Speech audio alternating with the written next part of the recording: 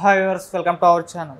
YS Sunitha గారు మరి చూసాం వివేక హత్య కేసులో రీసెంట్గా ప్రెస్ మీట్ పెట్టి కొన్ని సంచలన విషయాలు అయితే బయట పెట్టారు. ఆ తర్వాత ఆమె పైన కొన్ని రూమర్స్ రావడం చూసాం.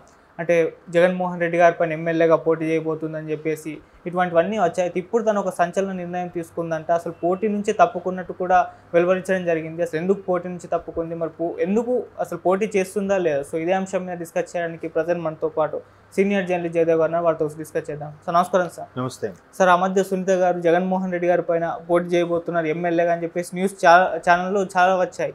అటు దస్తగిరి కూడా పోటీ చేయబోతున్నారు జగన్మోహన్ రెడ్డి గారి పైన కూడా వచ్చాయి. వీళ్ళిద్దరూ కలిస్తే ఇక జగన్మోహన్ రెడ్డి గారు ఓటమి ఖాయమని కూడా న్యూస్లో వచ్చాయి. ఇప్పుడు చూస్తే సునీత గారు పోటీ చేయను అని అంటున్నారు. మరి దీనికి రీజన్స్ ఏంటి అసలు?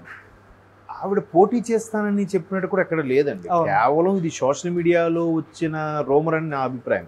ఎందుకంటే సునీత గారు తర్వాత సౌభాగ్యమ్మ గారు కూడా, అంటే వివేక గారి భార్య, ఆవిడ పులివెందుల నుంచి ఆవిడ పోటీ చేస్తారని, లేదా సునీత గారు కడప ఎంపీకి చేస్తారని, లేదా సౌభాగ్యమ్మ గారే కడప ఎంపీకి చేసి సునీత గారు చేస్తారని, షర్మిల గారు పీసీసీ చీఫ్ అయిన నేపథ్యంలో షర్మిల గారు కూడా, రాజశేఖర రెడ్డి గారు కూడా ఒకప్పుడు కాంగ్రెస్ ముఖ్యమంత్రి, అలాగే వివేకానంద రెడ్డి గారు కూడా కాంగ్రెస్లో ఒకప్పుడు మంత్రిగా చేశారు.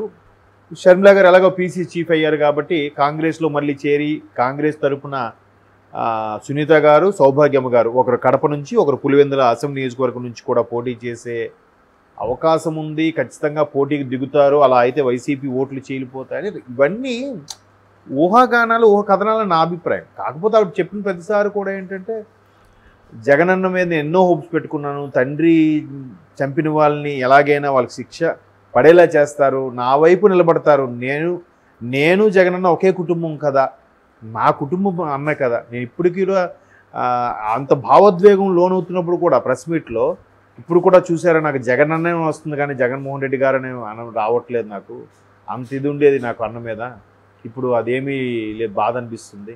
అంటే ఎవరు చేశారు విషయం పక్కన పెడితే ఆయన ఎందుకో చేసిన వాళ్ళని కొమ్ము కాస్తున్నారు, కాపాడుతున్నారేమో అనిపిస్తుంది. చదువు ఉంది, పరపతి ఉంది, ఇంత ఆస్తులు పాస్తులు ఉన్నాయి, ఇన్నున్నా కూడా ఏమీ చేయని నిస్సాయ స్థితిలో ఉన్నాననే విధంగా ఆవిడ చాలా బాధపడుతున్నట్టుగా కనిపిస్తుంది. ఈవెన్ ఢిల్లీలో కూడా ఆవిడ ప్రెస్ మీట్ పెట్టినప్పుడు కూడా, ఇంత మొత్తుకున్న ఒక ఆడబిడ్డగా ఇంట్లో ఉన్న ఆడబిడ్డకి నాకే గతి లేదు, ఇంకా మిగతా ఆడబిడ్డలు ఏం చూస్తారు. అలాగే షర్మిల గారు కూడా ఎందుకు రాష్ట్రాన్ని వీడి తెలంగాణ వెళ్ళిపోయి అక్కడ మళ్ళీ పార్టీ పెట్టి మళ్ళీ కాంగ్రెస్ అధిష్టానం చెప్పిందని మళ్ళీ ఆంధ్రాకు వచ్చి ఇక్కడ పీసీ చీఫ్గా ఉన్నారు. ఈవిడ ఎందుకు జగన్మోహన్ రెడ్డి గారి మీద విమర్శలు కూడా చేస్తున్నారు. ఇవన్నిటికి కూడా కారణం ఎవరు మీకు తెలిసే ఉంటుంది. బట్ దోషులను ఎప్పుడూ విడిచిపెట్టుకోకూడదు. నాకైతే పోటీ చేయాలన్న ఆలోచన ఏం లేదు. బట్ అప్పటికి నేను సిబిఐకి ఇద్దాము లేదా సిఐడికి ఇద్దాము అన్నా, నాకు ఒక సలహా ఇవ్వండి అన్నా కూడా జగన్మోహన్ రెడ్డి నాకేం పట్టించుకోలేదు, అండగా నిలబడలేదు. ఆల్రెడీ జరిగిపోయి 5-6 ఏళ్ళు అయిపోతుంది. 2018లో చనిపోయారు. ఇది ఆల్మోస్ట్ 26 ఏళ్ళు అయిపోతుంది. ఇంతవరకు ఎటువంటి చర్యలు లేవు. ఎటుకి కొలికి రాకుండా పోతుంది. చాలా బాధ అనిపిస్తుంది. అది కాకుండా దస్తగిరి లాంటి అప్రూవర్లు ఉన్నా కూడా ఇప్పుడు కనీసం చంద్రబాబు నాయుడు గారు లాంటి వాళ్ళ మీద మనం ఇంతకుముందే చూసాం. ఆయన ఊరికి అరెస్ట్ చేశారు, ఆ పత్రాలన్నీ క్రియేట్ చేసినవి అందుకే తగలబెట్టారని చూసాం. ఇప్పుడు అటువంటి వ్యక్తిని అంత ఇదిగా దారుణంగా ఆ వయసులో కూడా 52 రోజులు లోపల పెట్టారు కదా. ఇక్కడ కనీసం మెప్పు కోసమో లేదంటే ప్రజల దృష్టి కోసం, ప్రజల్లో కొంతమంది దృష్టి మరల్చడం కోసమైనా దోషుల్ని ఎవరో ఒకరిని అరెస్ట్ చేసి, కనీసం ఎవరో ఒకరినైనా అరెస్ట్ చేసి పెట్టి ఇలాగ ఇన్వెస్టిగేషన్ అవుతుందన్నా కూడా కొంత హ్యాపీగా ఉండేదేమో. అలా కూడా చేయలేదు. అధికారం అన్నీ ఉండి కూడా జగనన్న ఎందుకలా చేశారు. ఇప్పటికీ నాకు జగనన్నే వస్తుందని చెప్పి ఆవిడ చాలాసార్లు ఆవేదన వ్యక్తం చేశారు. అయితే ఏంటంటే పెట్టిన ప్రతిసారి కూడా ఆవిడ ఏం చెప్తున్నారంటే, వైసీపీకి ఎట్టి పరిస్థితుల్లో ఓటు వేయొద్దు అని చెప్తున్నారు. దానికి వైసీపీ వాళ్ళు కూడా సునీత గారు కూడా చంద్రబాబు నాయుడు గారే సునీత గారితో అలా మాట్లాడించారని, చంద్రబాబు నాయుడు గారు సునీత వెనకే ఉండి ఆయన స్క్రిప్ట్ ఇస్తే ఇవి చదువుతుందని కూడా చాలా విమర్శలు చేశారు. మనం చూసాం కూడా ఇప్పుడు ప్రభుత్వ పెద్దలే. సో ఇవన్నింటిని పక్కన పెడితే ఆవిడ బాగా వెక్స్ అయిపోయిందనే విషయం అర్థమవుతుంది తండ్రి మరణం సంబంధించి. ఎందుకంటే రకరకాల కారణాలు, ఇప్పుడు శంకర్ రెడ్డి గారు, దస్తగిరి గారు ఎవరెవరో వాళ్ళు ఇచ్చిన వాంగ్మూలాల ప్రకారం కూడా ఆయన్ని సాధారణమైన చావు కాదు, మర్డర్, హత్య అని అందరికీ క్లియర్ అవుతుంది. ఎందుకంటే నైట్ ఎప్పుడో చనిపోతే తెల్లవారికి ఆయన కాలు జారి పడిపోయాడని, లేదంటే ఇట్లాగే బాత్రూమ్కి వెళ్తుంటే పడిపోయాడని లేదంటే పడిపోయి రక్తం బ్లీడ్ అవుతుంటే హాస్పిటల్కి వెళ్తుంటే ఆందివేలో చచ్చిపోయాడని, అలా పడిపోవడం వల్ల దెబ్బ తగిలి స్ట్రోక్ వచ్చి చనిపోయాడని, ఇట్లా రకరకాల వార్తలు వస్తాయి. కానీ రక్తం మడుగులో ఉన్నాడు ఇలా ఈడ్చుకొని వెళ్ళినట్టుగా ఉందని కూడా ఎక్కడైతే సిబిఐ ఎంక్వైరీ చేసిన తర్వాత కానీ క్లారిటీ రాలేదు. ఇక రీసెంట్గా వివేకం అనే సినిమా కూడా తీశారు. కేవలం సిబిఐ ఛార్జ్షీట్లో ఏదైతే దాఖలు చేసి ఉందో, పొందుపరచబడిందో సమాచారం, దాని ఆధారంగానే సినిమా తీసామన్నట్టు కూడా వాళ్ళ క్యాప్షన్లో కూడా పెట్టారు. సో దాని గురించి వీళ్ళు ఎంత ప్రయత్నం చేసినా ఇప్పుడు తెలివిగా వాళ్ళ ఓటీటీకి, యూట్యూబ్లకి ఎవరికి ఇచ్చేసినట్టున్నారు. అందరికీ రీచ్ అయిపోయింది. మామూలుగా థియేటర్లో రిలీజ్ చేయాలంటే ఎన్నికల కోడ్ అమలు ఒకవేళ అమల్లో ఉన్నా కూడా అమల్లోకి వచ్చిన మరుక్షణం థియేటర్లోంచి ఆ సినిమాని నిలిపివేయాలని చాలా కాషన్స్ వస్తాయి. సో ఇక్కడ ఏంటంటే వీళ్ళు తెలివిగా ఓటీటీలో గాను, యూట్యూబ్లో గాను, సోషల్ మీడియా రిలీజ్ చేసేసారు. సో అందులో కూడా చూస్తే అర్థమైంది ఏంటంటే వివేకానంద రెడ్డి గారిది సాధారణ మరణం అయితే కాదు. ఖచ్చితంగా ఎవరో సుపారీ ఇచ్చి పురమాయిస్తేనే జరిగింది. దానికి బీటెక్ రవి లాంటి వ్యక్తులు కూడా బాహాటంగానే, ఓపెన్గానే వాళ్ళ వ్యక్తిగత అభిప్రాయాలను కూడా మనతో షేర్ చేసుకున్నారు. ఇలాగా ఇది జగన్మోహన్ రెడ్డి గారు కూడా ఈవెన్ ఆయన ముందు రోజు రాత్రి చనిపోతే నెక్స్ట్ డే ఈవినింగ్ క్రూల్గా 5 o'clock వచ్చారు.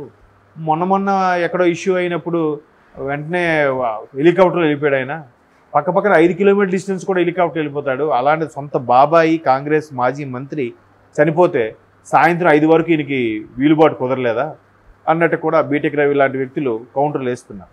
బట్ మొత్తం మీద కాంగ్రెస్ పీసీసీ తరఫున షర్మిల గారు కాంగ్రెస్కి ఉండి పోటీ చేయడము, అక్కడ ఎవరో ఒకరు కాంగ్రెస్ అభ్యర్థి నిలబెడతారు, సునీత గారు కాకపోయినా. మరోవైపు టీడీపీ, జనసేన, బీజేపీ కూటమి బాగా విజృంభం ఉండడం, వైసీపీ కేవలం పథకాలు తప్పితే అభివృద్ధి శూన్యంగా ఉండడం వల్ల ఇవన్నీ డిమెరిట్స్ అవును, వైసీపీ ఓడిపోయే ఛాన్సెస్ ఎక్కువ ఉన్నాయి.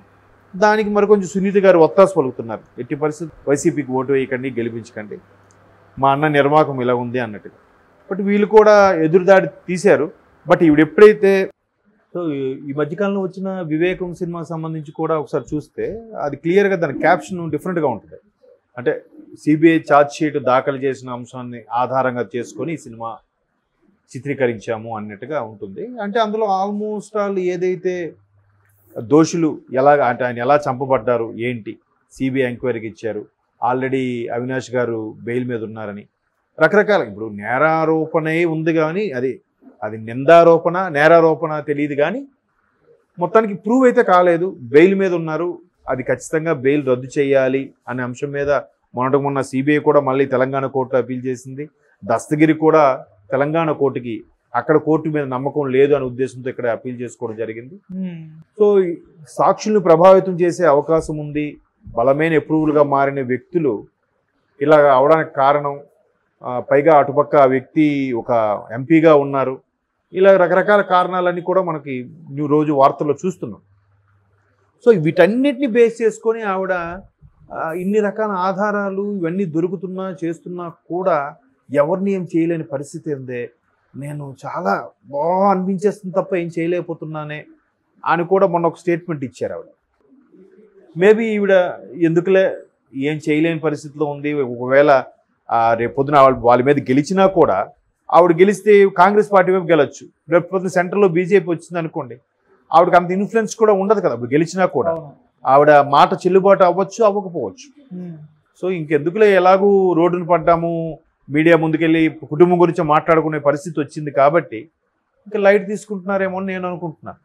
కాబట్టి తల్లి కూడా పోటీ చేస్తారో లేదో తెలియదు. బట్ కాంగ్రెస్ అయితే ఎక్కడ లిస్టు డిక్లేర్ చేసినట్టు కానీ ఏ దాఖలాలు లేవు. బట్ షర్మిల గారు కూడా ఇప్పటికీ ఎక్కడి నుంచి చేస్తారనేది ఇంతవరకు ఒక క్లారిటీ లేదు కదా. ఈ మధ్యకాలంలో ఆవిడ ఎక్కడ క్యాన్వాసింగ్ తిరుగుతున్న సందర్భాలు కూడా ఎక్కడ మనం చూడలేదు.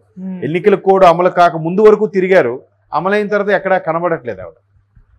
మరి ఇప్పుడు ఆవిడ ఎక్కడ సడన్గా బాంబు పేల్చి జగన్మోహన్ రెడ్డి గారి మీద పోటీ చేస్తారా లేదా అవినాష్ రెడ్డి గారి మీద పోటీ చేస్తారా అనేది సస్పెన్స్గా ఉంది.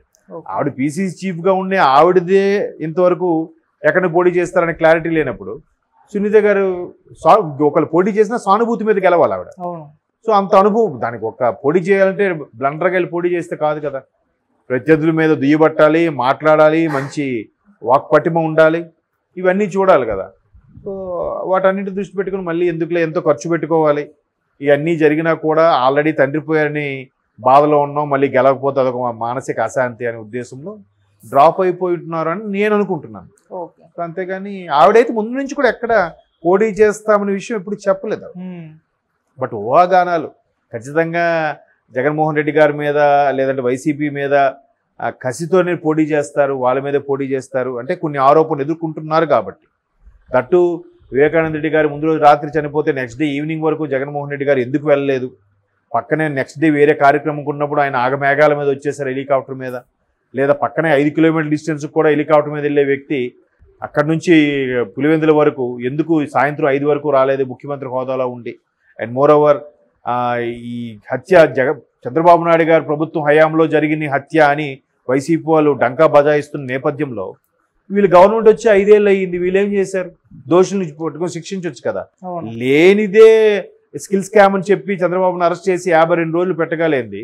నిజంగా ఆయన చంద్రబాబు నాయుడు గారు వాళ్ళ టీం ఎవరైనా చేయించుంటే ఈ పాటికి లోపల వేసి ఏదో చేయొచ్చు కదా, చేయలేదు. చేస్తే అంటే ఎక్కడ ఇష్యూ కేసు మీద ఫైల్ మూవ్ అయితే తిరిగి వాళ్ళకే అంటుకుంటుందన్న భయమో లేదంటే అది నిజమేనేమో అనే డౌట్లు వస్తున్నాయి ఇప్పుడు. అందుకే ఆయన అంత సైలెంట్గా ఉండిపోయారేమో. సునీత గారు ఎన్ని కామెంట్స్ చేసినా ఎన్ని మాట్లాడినా ఎవరు ఇటు నుంచి స్పందించరు, పట్టించుకోరు. ఆవిడ చెప్పిన బాధ కూడా అదే కదా, ఇంటికి వెళ్ళి నేను మొరపెట్టుకున్నా కూడా జగనానికి మొరపెట్టుకున్నా ఆయన నాకు ఎందుకో భరోసా కల్పించలేదు, ధైర్యాన్ని ఇవ్వలేదు నాకు అని. కనీసం దోషుల్ని శిక్షిస్తానని కూడా ఎక్కడ ఆయన కనీసం చెప్పలేదు అని చెప్పి బాధపడుతున్నారు. సో ఇంకా బాధలో ఇంక పోటీ ఇవన్నీ పెట్టుకోదలుచుకోలేదేమో నా అభిప్రాయం. Okay sir, thank you so much sir.